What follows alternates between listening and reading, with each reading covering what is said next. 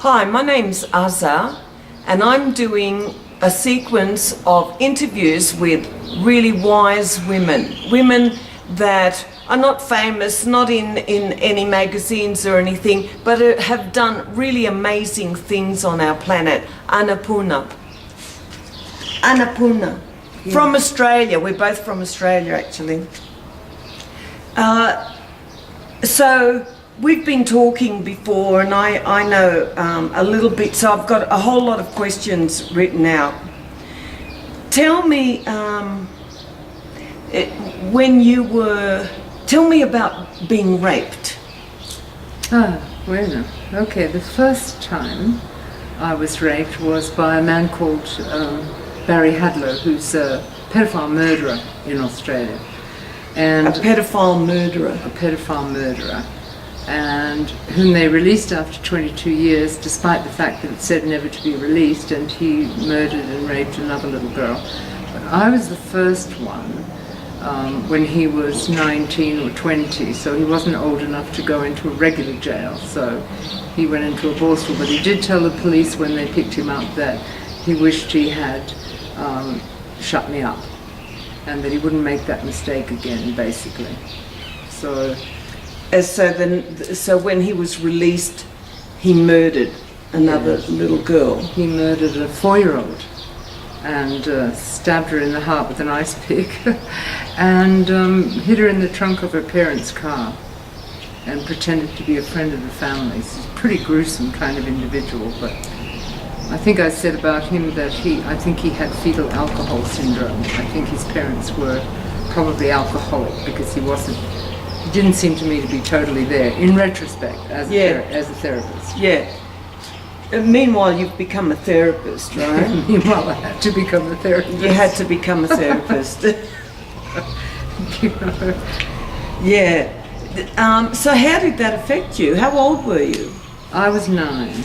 And then again, when I was 13 at my first dance, I think along that line of wounded instinct, I went with a handsome young man who said I was basically his princess, who danced with me all night. And then he offered me a ride home, and I got in the car with him, and 4 of his mates jumped in, and they all took me out to a local necking spot and gang raped me, which I didn't tell anybody about because they said if I did, they would tell the whole world that they'd all had me plenty of times anyway, that I was just making it up. So you hid that so that they wouldn't spread rumours around you that you're loose and having sex all over the place at the age of 13. And it was a guilt. It was a guilt trip, and also terror tactics, because how is my voice going to stand up against all these 5 boys and all their friends, Right. Terror tactics. Yeah, terror tactics. Yeah. Wow, that's amazing. So then how did you deal with that? I mean, internally, all of that shame and pain and that's a huge secret to keep. Yes, and there wasn't any therapy. I mean, nobody said anything about therapy, nobody offered to help, nobody thought I might have. My mother did try to hire me a friend at one point because I became so isolationist. I just kept to myself. I sang inside. You sang? I sang. But I kept it inside. Unless I was out in the rain or somewhere where no one could hear me, then I sang.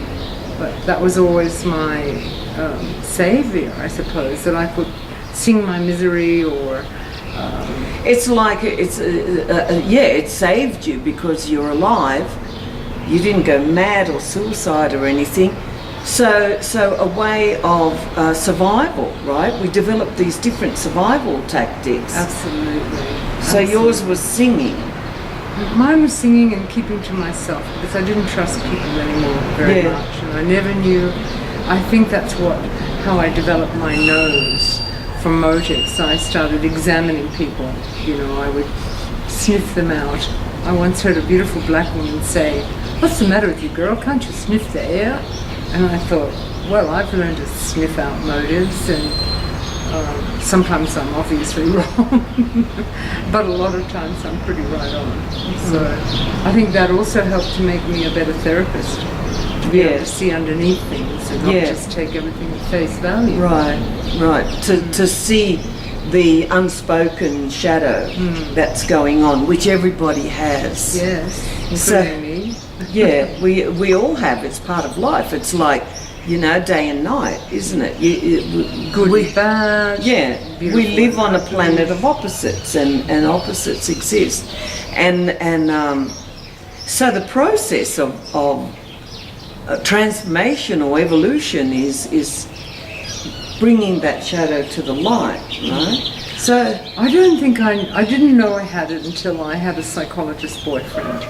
And when I would feel threatened, I would, or let's say I was having an emotional response to something and overreacting, as I would look at it now, I'd say overreacting, but at the time I would just be in an emotional state that I couldn't see any way out of, and I actually had feelings of wanting to hurt myself, you know, stab myself with sticks, anything to take away the interior pain by making myself, you know, pain in the body somewhere.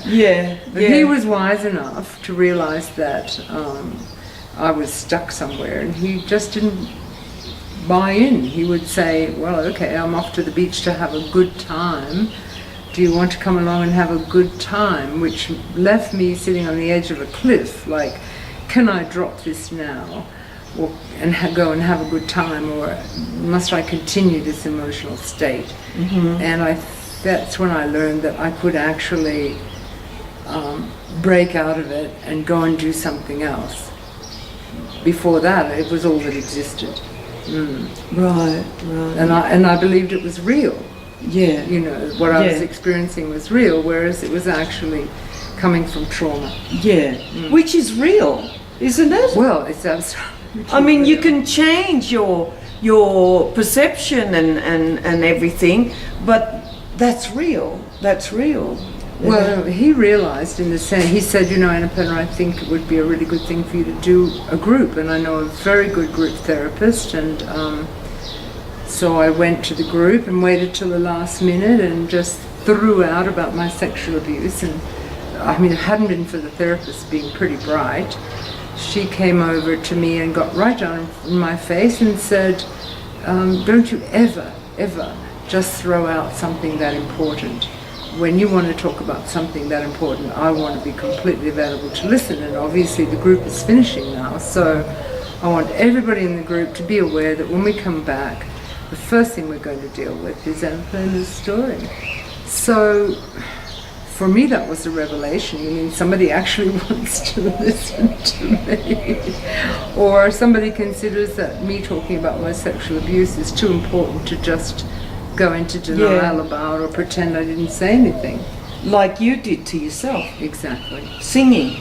Exactly. Until it overwhelmed you and you couldn't escape and you'd go into a black hole, right? Exactly. And I learned later on that that's one of the symptoms of post-traumatic stress disorder. That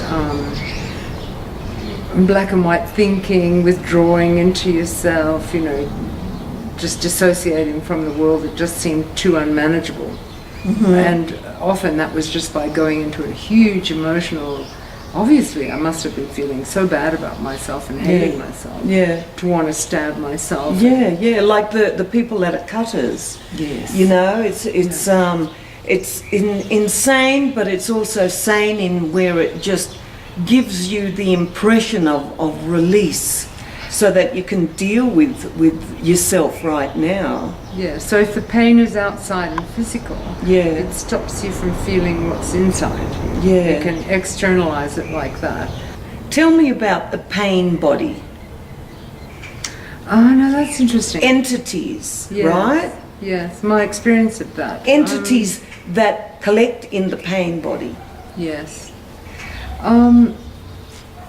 I have a particularly illustrative story because I realized somebody gave me 10 sessions of Rolfing as a gift. So I had that really deep work. And as he was working deeply in my body, I had so many experiences. I felt like I'd left my body, I was up above myself floating. I could see that this woman had suffered in her body. And which was you? yes, and after I can remember coming out of a session where he worked on my back, and I had put a lot of tension in my body from trying to resist my rapist, which Yeah. I realized was actually still alive in my body. Yeah. So I became a body worker, and I realized, you know, when you're in the middle of it and you're doing a year of bodywork training, and every second day you're getting worked on, and I realized, hey, I'm here, I'm in this actually for me. Yeah. I need this, I Yeah. need to be touched. Yeah. You know, I need somebody to actually physically touch my body in a way that's not sexual. Yeah. And I still love that, and I still get massages. Yeah.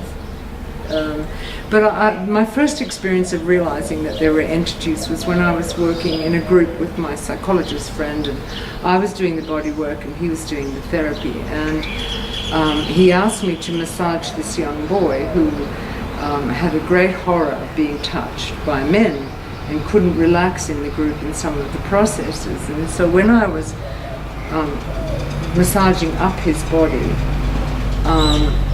all of a sudden I could feel this disgusting kind of energy underneath, and it was literally, I mean, it was actually in the body, and I could feel, and I was pushing it, and I called out to the therapist, Ron, help me with this, what is this, you know? And it was some ugly, gross and terrible thing coming up through the body, but I couldn't let it go. I had to keep pushing towards the top of this body to get it away, to just get it away. And he began to scream, and Ron came over, and basically what issued from that was where I had put my hands on his body to begin massaging him was actually where his father used to hold him when he raped him. So the ugliness that I was dealing with was as if his father had implanted in his body these anchors of hideousness and horror. Mm-hmm. And the amazing thing was that after this session, that young man was able to let himself be held and rocked by the men in the group. Mm-hmm. I think it was an incredibly cathartic and healing experience for him. Mm-hmm. And also because he hadn't remembered, you know, how the mind will dissociate from things that are too horrible. Yeah. He had not remembered that his father used to rape him regularly. And in that session, that's when it came up. So he could begin to acknowledge it and do some healing. And heal himself. Wow, that's amazing. It was so powerful. And I remember just the disgust that was inside that thing that was moving in his body. And it literally was moving in his body. Yeah. It was vile. Yeah. Absolutely vile. Yeah. So I began to realize that massage is way more than massage. It's as one lovely doctor friend told me, it's the closest thing you ever get to being back in the womb. And I thought, well, that's pretty true, because it's, in a way, it's unconditional touching. Yeah. And nobody's trying to molest you unless you get a really awful therapist, massage therapist. Yeah. They're there because they love the work and they want to give you something, and they're not trying to get you to do something. They're not sexually re-abusing you or anything like that. It's unconditional, loving touch. Yeah. Yeah, that's great. But and also, what's interesting is that through these traumas that were projected onto you as a child, they live in your body. Yeah. These energies, it's you can call it archetypes, or it's sort of there's different spirits or entities or archetypes or energy fields, whatever you want to call it, actually live in your body. They're anchored in there. I like to use that They're word. Anchored in there. They're anchored in there by the nature of the touch. Yeah. So, for example, when my father used to hit me as a young girl, I found that if anybody else hit me, this rage would come up. Yeah. especially if they hit me on the bum. Yeah. And it took years for me to realize that little girl still had those anchors in the body from being hit. Because it's a terrible thing as a little child when you realize you're only sort of 2 or 3, that this enormous adult Yeah. who's supposed Like this to huge love you, this monster, yeah. giant with these Yeah. massive hands, is whacking you, and like just the kind of the pain of knowing that somebody who is supposed to love you is actually beating you up. Yeah. Yeah. And the shame of it, something like you just can't believe that somebody could want to not love you that much. Yeah. Yeah. Yeah. You know, Yeah. and Yeah. put that much not love into your body. Yeah. Then yeah. as you realize as you become a therapist, well, his dad did that to him and he's just passing on Yeah. the pain.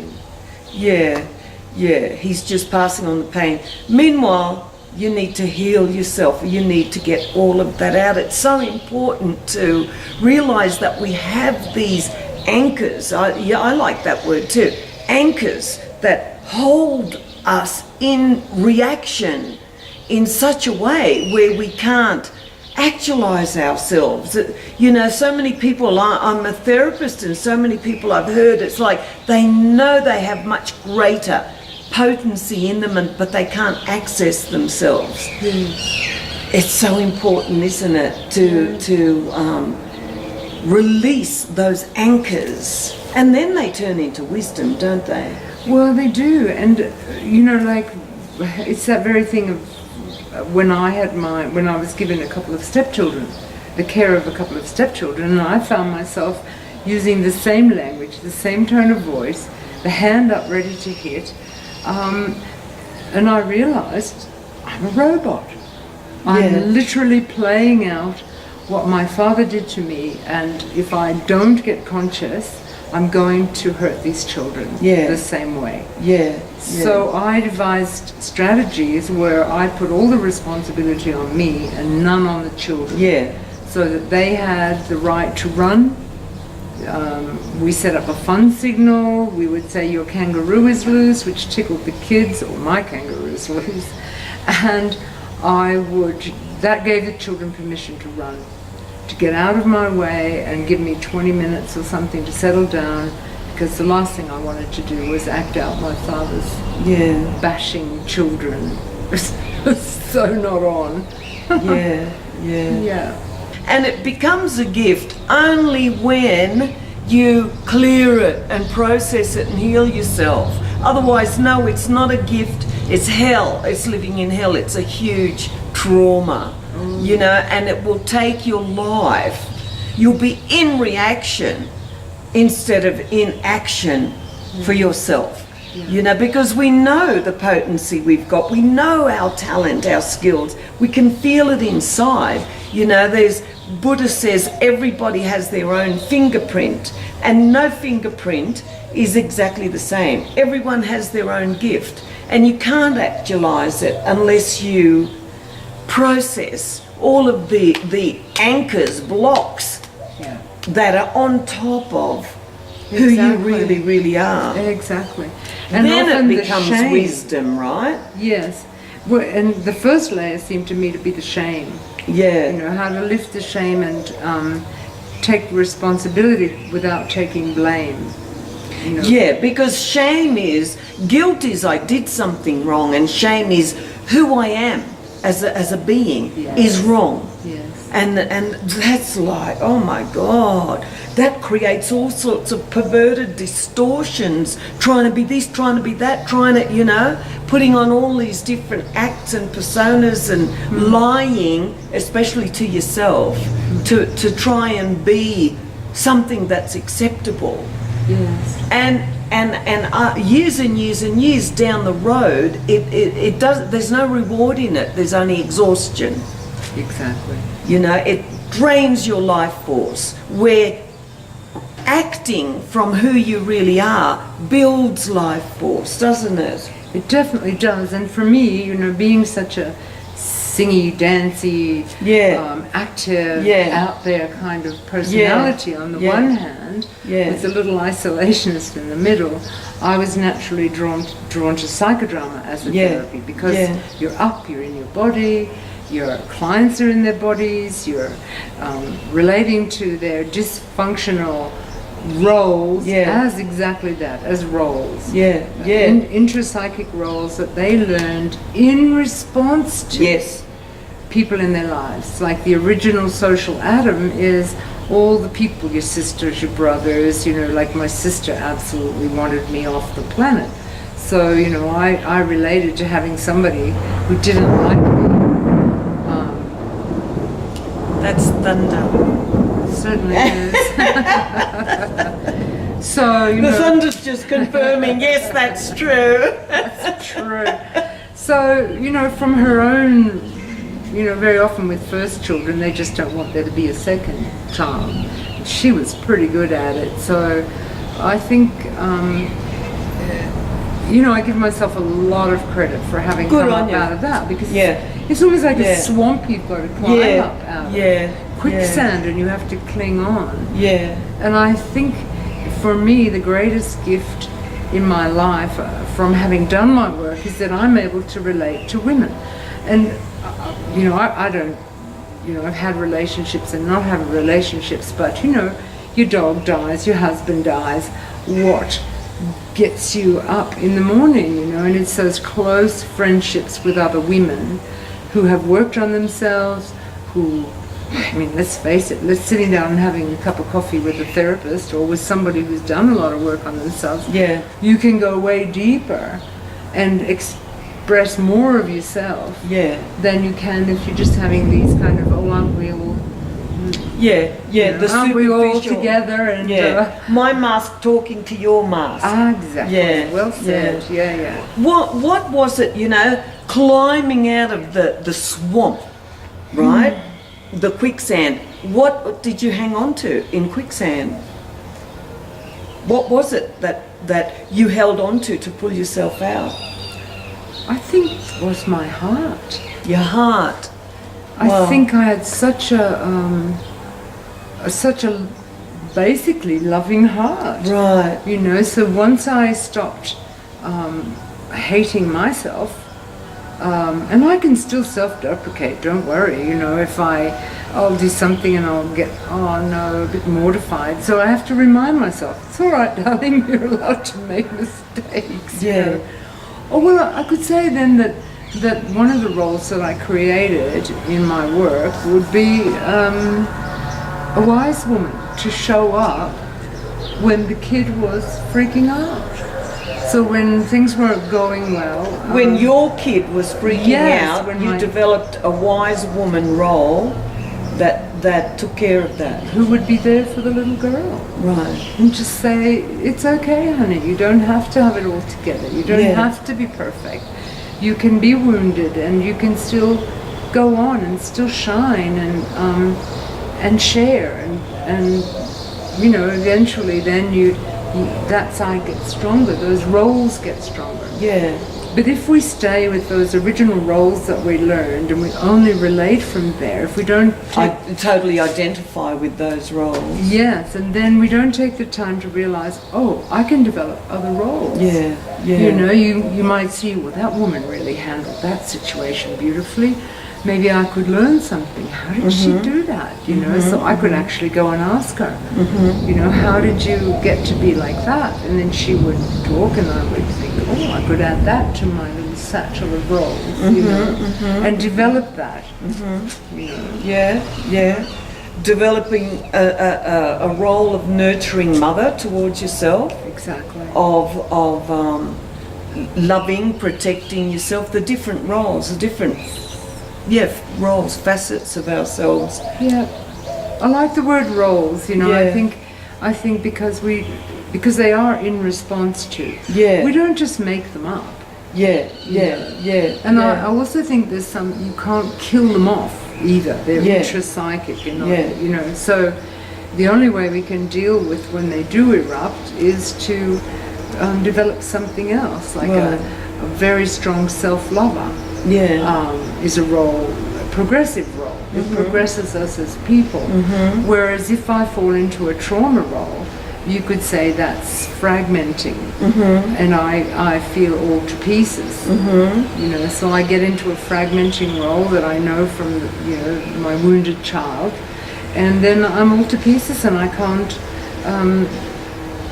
love myself from that space. You know? So having that wise woman, self-lover role, and feeding that and increasing that and realizing, yes, it's okay, you can love yourself no matter what, it develops, it grows, and then you don't fall in the hole quite as often. Yeah, exactly. Yeah. You feed your attention, which is feeding your energy, to a particular role, and the other ones shrivel up. It's like you don't water the plant and it shrivels up and dries up and dies. And those trauma roles, you know, they're very pervasive, and they need a fair bit of forgiveness, you know, and love. You know, we'll often see, I'll be at a party somewhere, and I remember one particular instance, this young girl, and she had very low clothing, very sexy, or very tight clothing, and I was thinking, gosh, she's exposing an awful lot of herself for being, you know, so at this particular party, and I started to wonder about her and to notice her, and then a little while later, sitting in a group, she told people that she'd been sexually abused, and everyone, without exception, except for me, everyone went quiet. And I, sitting there watching it, I realized, seeing her face, I realized she had just managed to re-traumatize herself. In other words, she had made herself manifestly unacceptable to the group. Because these are people, just ordinary people. They don't know anything about trauma, or if they do, they haven't woken up to it yet. And this poor girl, the silence. So I went to her and I said, don't ever do that again. Don't ever. Just put that out in front of a group of people who maybe are denying their own abuses in their life, you know, who think their parents beat them for their own good, you know, and there's a lot of that. So I said to her, this is just too important. You need to see a therapist, and you need to have somebody be there for you when you bring something like that forward. Right. Because did you know, how do you feel about what you just did? And she said, I feel terrible. I feel so ashamed of myself. And I said, yes, and it's not even your fault. Those people just don't know how to handle what you're dealing with. So for you to just chuck it like that, like it's not important, it's not true. If you've had a trauma, it's important. It's incredibly important.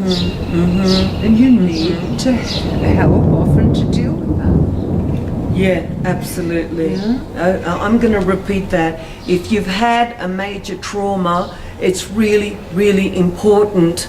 And it's important who you say it to, who you expose yourself to, you know, get professional help. Absolutely. Otherwise, it's just re-traumatizing yourself.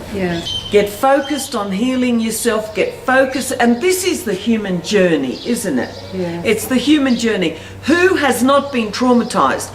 And there's extreme trauma, like the rapist that wanted to kill you, and then there's less trauma, like you're a little child and you're running across the road and the car's coming and your mother goes, don't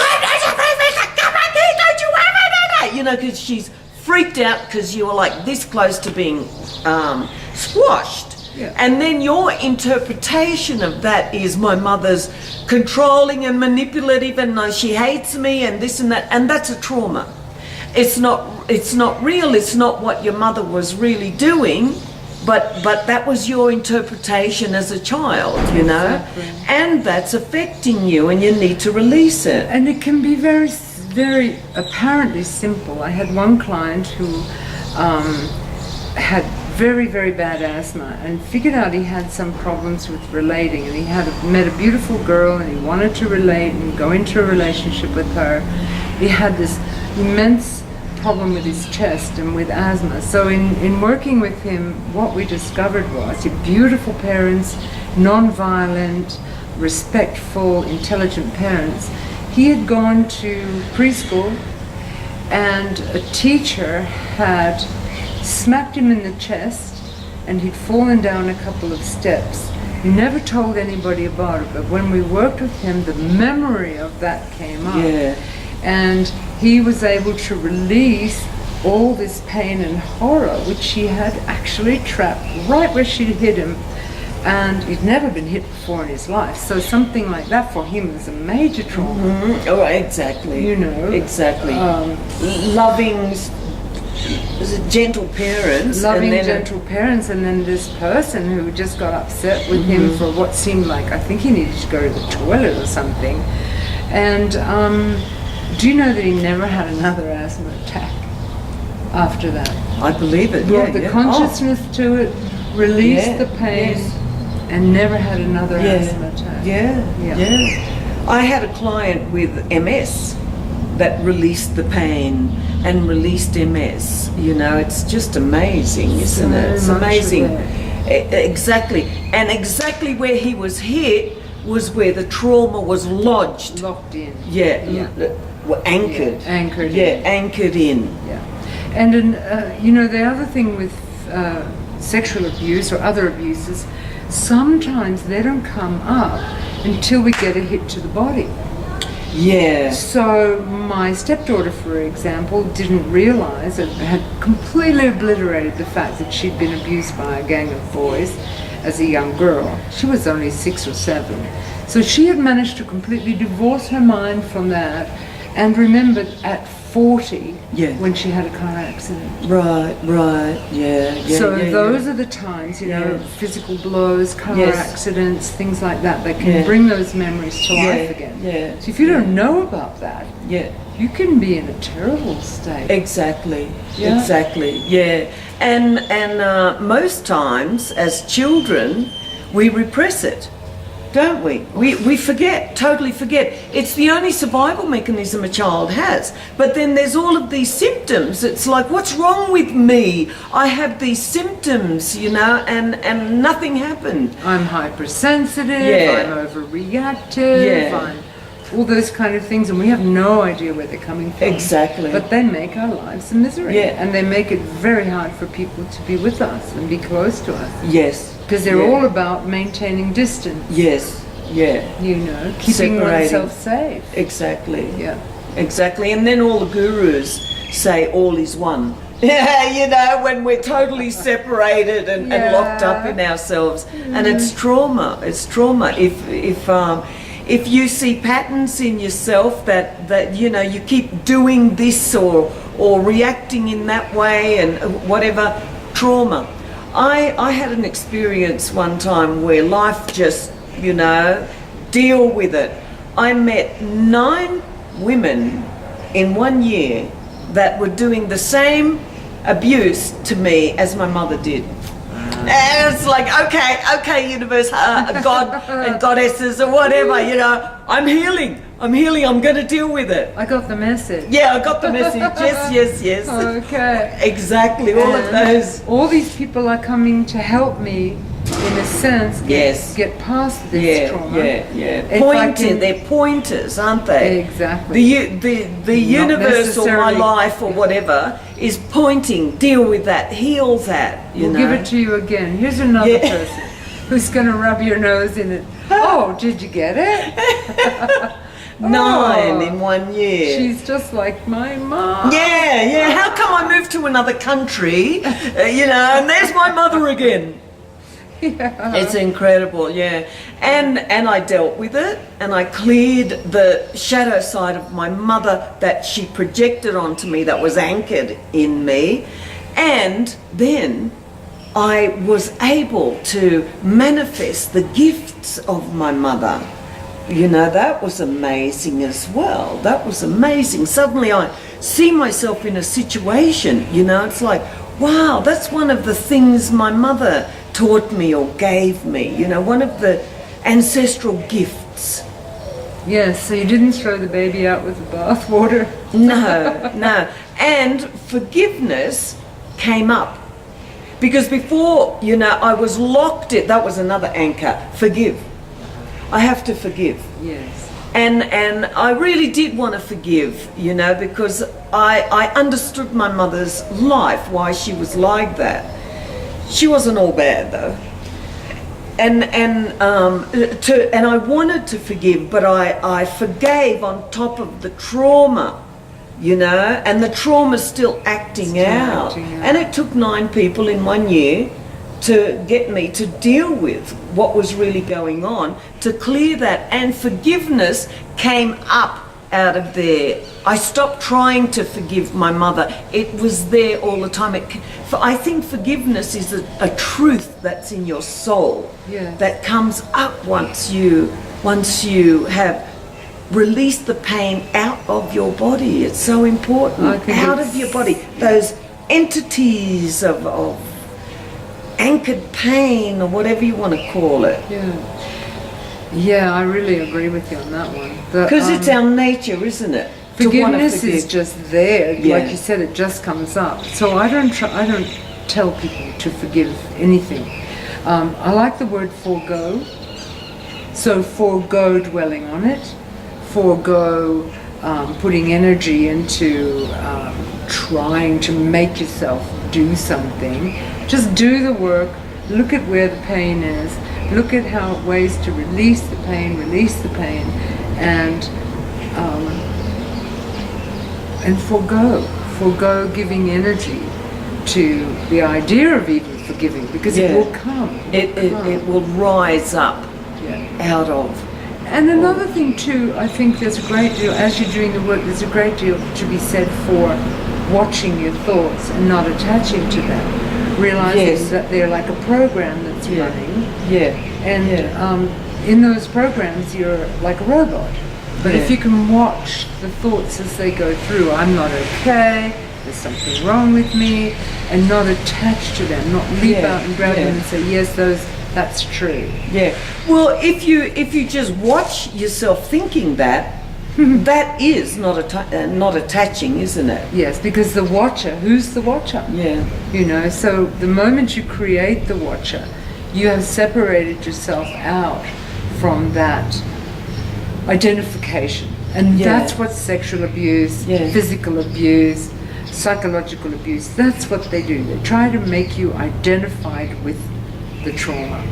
So the disidentification, not that, not that, not that, not that, and then the who you are comes dancing. Right, I'm not that, I'm not that, I'm not that. All of a sudden the singer's there, the dancer's there. The whirling dervish is there.